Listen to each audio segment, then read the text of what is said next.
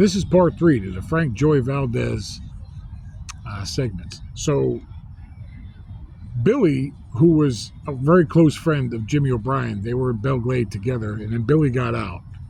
And he wanted to get Jimmy out because Jimmy was never getting out.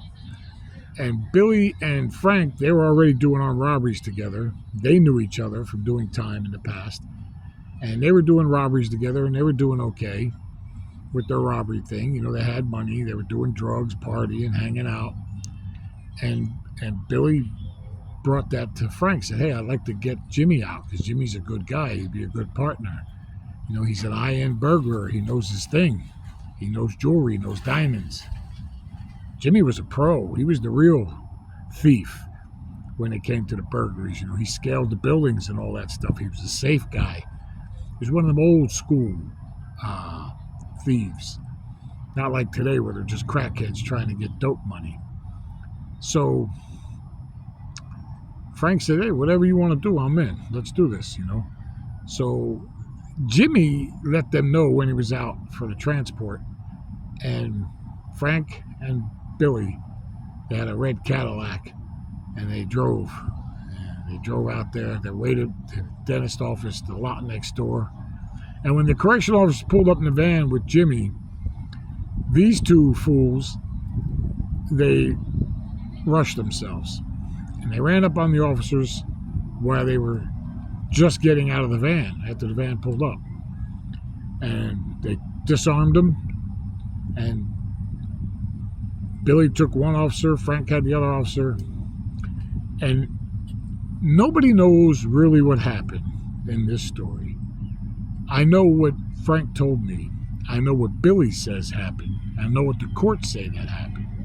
Which any of it's true? Well, I tend to believe Frank because Frank incriminated himself. And for that, you know, Frank's the one who shot Mr. Griffiths. You know, Mr. Griffiths dropped the keys, and in his attempt to bend over and pick him up, inadvertently kicked him under the van a little further. Frank, high on coke, because they were both doing cocaine, he shot the guy. When the guy bent over, he shot Fred Griffiths in the back of his head, murdered him. Now, Billy was with the other officer. Then they both started shooting the lock on the door after they made the other officer crawl under the van. And Jimmy O'Brien started screaming, stop shooting, you're going to get somebody killed.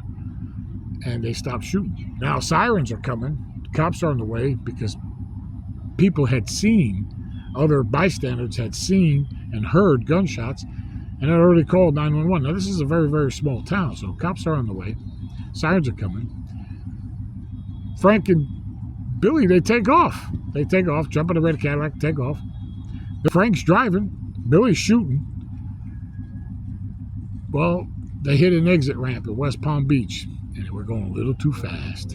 And that Cadillac went airborne and hit a stand of royal palm trees, and that was over. And in the course of that, they both got death sentences for the murder of Fred Griffiths. Now, Jimmy got acquitted because he was in trial too for that escape and that murder. Under the felony murder law, that murder took place during the felony of his escape. So he was charged with that murder as well. But he was acquitted simply because that officer in the van stood up and did the right thing and told the truth. And he told the jury that no, Mr. O'Brien was telling them to stop shooting or somebody would get killed. And on those words, that statement, the jury acquitted James O'Brien of that felony murder, and he didn't get a death sentence. But the retribution for it, they sent him to Florida State Prison anyway, because Florida State Prison is the Roach Motel. You check in, but you never check out. Stay tuned, because we're coming back for the next segment of Frank Joy Valdez.